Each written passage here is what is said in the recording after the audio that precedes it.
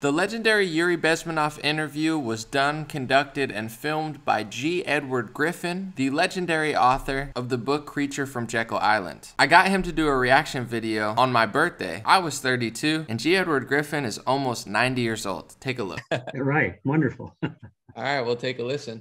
Ideological subversion is the slow process which we call either ideological subversion or active measures, активные мероприятия in the language of the KGB, or psychological warfare. What it basically means is to change the perception of reality of every American to such an extent that despite of the abundance of information, no one is able to come to sensible conclusions in the interests of defending themselves, their families, their community, and their country. It's a great brainwashing process which goes very slow, and it's divided in four basic stages. The first one being demoralization. It takes from 15 to 20 years to demoralize a nation. Why that many years? Because this is the minimum number of years which requires to educate one generation of students in the country of your enemy, exposed to the ideology of the enemy. In other words, Marxism-Leninism ideology is being pumped into the soft heads of at least 3 generations of American students without being challenged or counterbalanced by the basic values of Americanism, American patriotism. The demoralization process in the United States is basically completed already. For the last 25 years, actually it's overfulfilled, because demoralization now reaches such areas where previously not even Comrade Andropov and all his experts would even dream of such a tremendous success. Most of it is done by Americans to Americans, thanks to lack of moral standards. As I mentioned before, exposure to true information does not matter anymore.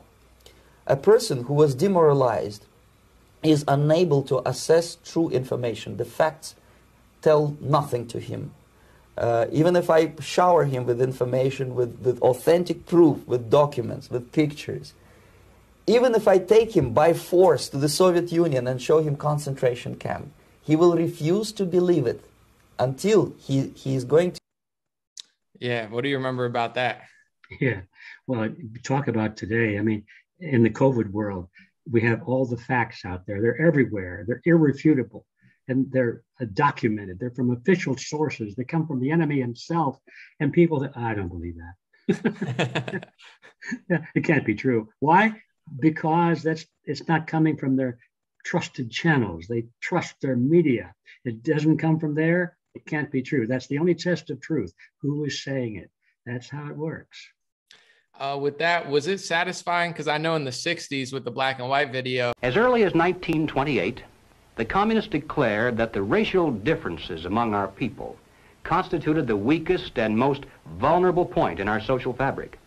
By constantly probing and straining at this one spot, they calculated that eventually the cloth could be torn apart and that Americans could be divided, weakened, and perhaps even set against each other in open combat. You know, you're researching all this stuff. Nobody's paying attention that much. Was it satisfying to hear him and listen to him kind of what you were suspecting, just kind of lay it all out there with, I would say, a credible source from the inside saying, yeah, oh, this is happening for sure.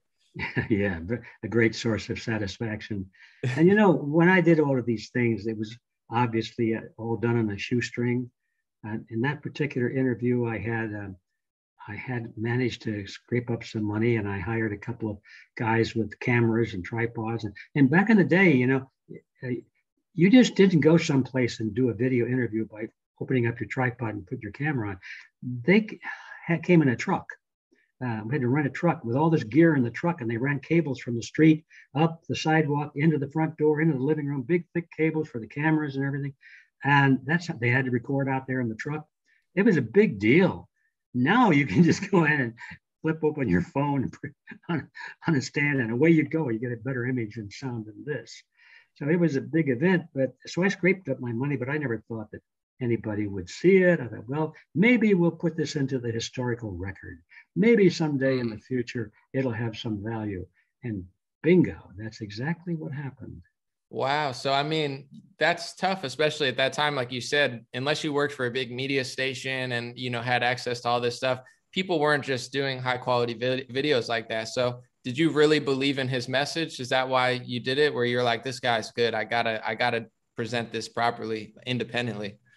Oh, absolutely. I knew he was the real thing. Of course, let's face it, maybe your audience doesn't know, but Yuri Bezmenov was a KGB agent, and he defected from that post at great risk to his life. If they had caught the guy, they would have boiled him in oil. I mean, at that time, he told me, and I also read this independently, he said, whenever they find one of their agents who has defected and they get hold of him and bring him back, they ask all their agents to gather down there in the headquarters in the basement where they have a big furnace.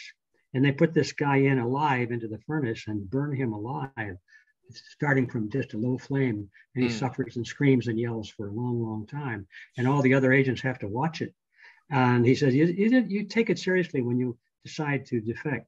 Yeah. Because that could happen to you. So this was no small matter for him to come out and make this statement. And he was hiding out in Canada when I located him. And he came to the United States hoping that the United States security agencies, you know, the CIA, the FBI would harbor him and take care of him. And he was shocked because they did not want to talk to him. Wow. He was an embarrassment to them. And so now he really was frightened because he figured our own intelligence agencies had been compromised. Wow. So I saw he did one other interview. The only other one I could find of him was like at a school or something. So was he pretty much underrated and underappreciated, like while he was trying to tell people at that time? Totally. Yeah. He might have gotten a chance to speak before some kids at the school, but no media would pick him up. Nobody would touch him, mostly because they didn't know he existed. I discovered him by reading some government documents where he had testified. I think it was before the Senate Internal Security Subcommittee, or maybe it was the House Committee on Un-American Activities. I forgot, one of the two. But it was a short interview, and I stumbled across it. And so I've got to find this guy. So wow. That's how it happened. No, nobody knew about him, and still they didn't know about him until the video was discovered a little while ago.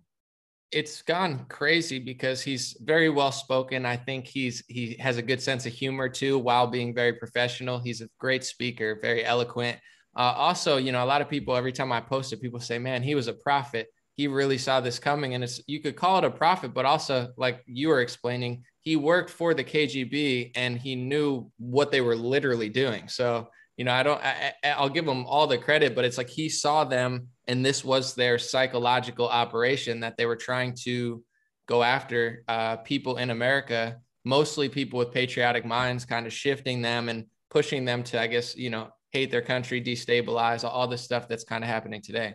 Simply because, you see, the useful idiots, the leftists who are idealistically believing in the beauty of Soviet socialist or communist or whatever system, when they get disillusioned, they become the worst enemies. That's why my KGB instructors specifically made a point, never bother with leftists.